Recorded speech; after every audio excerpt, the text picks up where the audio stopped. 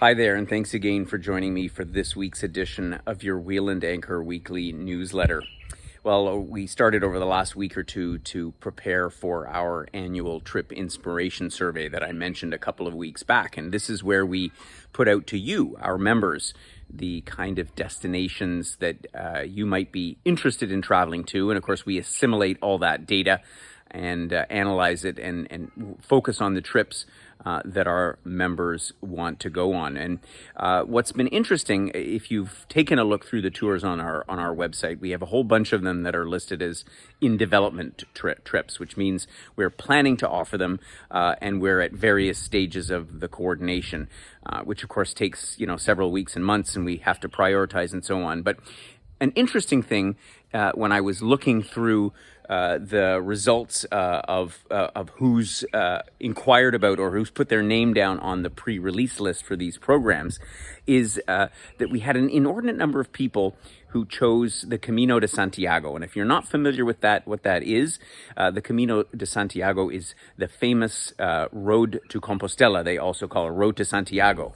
It's a pilgrimage that dates back several centuries, that goes from roughly the French border all the way through the northern part of Spain to the beautiful town of Santiago de Compostela. And it's probably the most famous pilgrimage in the world. And while that was originally established as primarily a religious experience, in recent years, tens, if not hundreds of thousands of people annually have participated in this hike.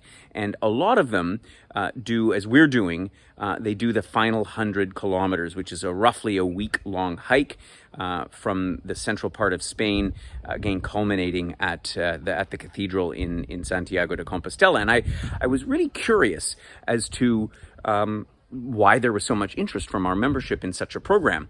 And, if you look at what a pilgrimage actually is, it's kind of like a personal journey.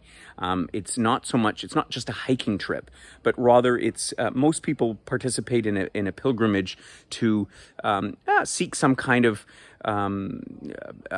awakening or consciousness or to transition something in their life.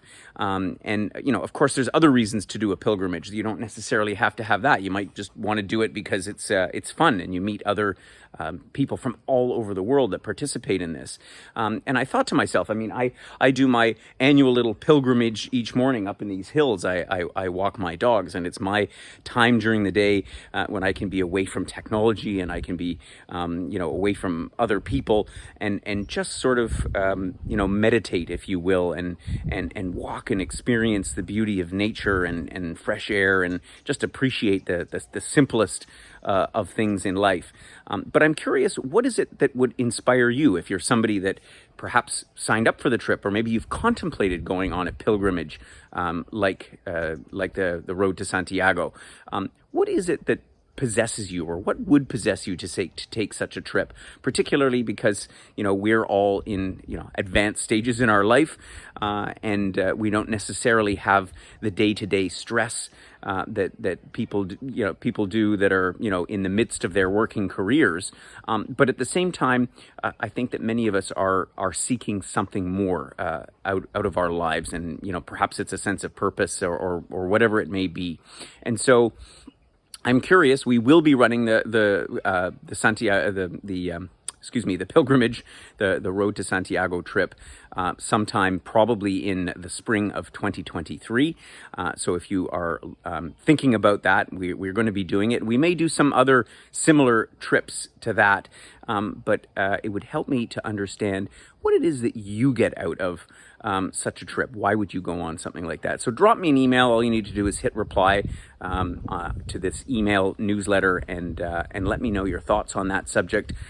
Coming up this week, we're going to be releasing our newest program. This is Safari by Land and Sea. We're going to be taking a sojourn through southern Africa, followed by a week in the Seychelles Islands, which is an archipelago off the coast of Madagascar in the Indian Ocean. So look forward to that this coming Thursday at our usual time, 11 o'clock Eastern Standard Time. And following that, the next 2 weeks, we're going to be focusing on some of the new destinations that are going to be introduced in our trip inspiration survey.